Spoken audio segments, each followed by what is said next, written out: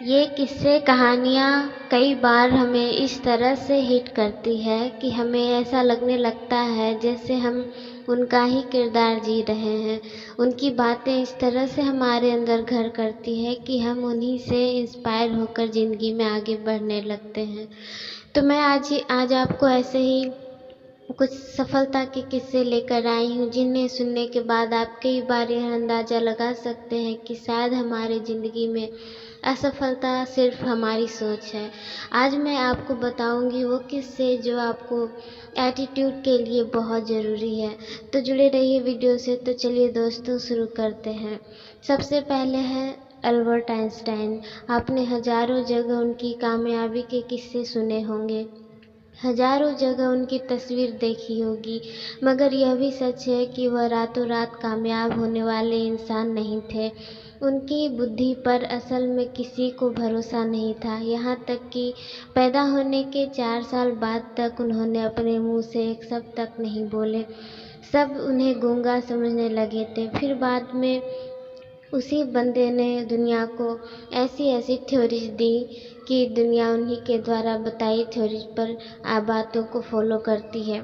इसके बाद है माइकल जॉर्डन। जब माइकल छोटे थे तब उन्हें बास्केटबॉल का बड़ा शौक था। वो स्कूल में भी खेला करते थे, प्रैक्टिस किया करते थे, पर एक बार उनके टीचर ने उन्हें टीम से निकाल दिया, ये बोलकर कि वे कुछ खास नहीं खेलते। और उसे सुनने के बाद माइकल हद से ज़्यादा टूट गए। घर आए और रूम को लॉक करके उन्होंने बहुत तेज़ तेज़ रोना शुरू कर दिया। अब वो चाहते तो वे छोड़ भी सकते थे, क्योंकि किसी ने उनके कॉन्फिडेंस को तोड़ने की कोशिश की थी, बट उन्होंने छोड़ा नहीं, बल्कि और ज़्यादा प्रैक्टिस करते रहे। और ऐसे ही उन्होंने बास्केटबॉल की फील्ड में दुनिया भर में नाम कमाए। इसके बाद है Walt Disney. Walt Disney newspaper agency में काम करते थे, जहां उनसे ये उम्मीद लगाई जाती थी कि कुछ नए आइडियाज़ वे क्रिएटिव आइडियाज़ लेकर आए। वो लेकर भी गए। उन्होंने न्यूज़पेपर वालों को उनका काम पर पसंद नहीं आता था, और उन्होंने वर्ल्ड डिज्नी को यह कहकर निकाल दिया कि तुम्हारे अंदर इमेजिनेशन की कमी है, हमें नहीं लगता तुम्हें कोई काम ऐसा करना चाहिए जिसमें इमेजिनेशन का इस्तेमाल होता हो। अब वो वहाँ से तो बड़े हताश होकर निकल गए, मगर उम्मीद नहीं छोड़ी। इसके बाद उन्होंने अपनी आइडियाज़ पर काम करना नहीं छोड़ा, पर बाद में उन्होंने वर्ल्ड डिज्नी नाम की एक कंपनी ओपन की, जिससे हम सब डिज्नी चैनल भी कर सकते हैं, और यहाँ से नए ब्रांड की शुरुआत हुई। इसके बाद है स्टीव जॉब। जब स्टीव जॉब 30 साल के थे, उन्होंने अपनी कंपनी एप्पल की शुरुआत की, और वो चलने भी लगा।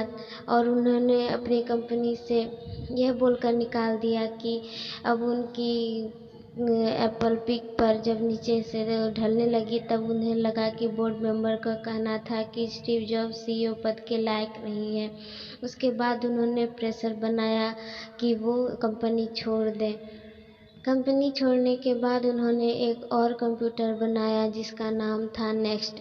उन्होंने नेक्स्ट बनाने के बाद उसके बाद लोगों को कंप्यूटर को खूब पसंद किया। दूसरी तरफ एप्पल कंपनी बहुत घाटे में चल रही थी, तो आखिरकार कंपनी को स्टीव जॉब्स को फिर से कंपनी में शामिल करना पड़ा, और आज कंपनी का ग्राफ फिर से उठ रहा है।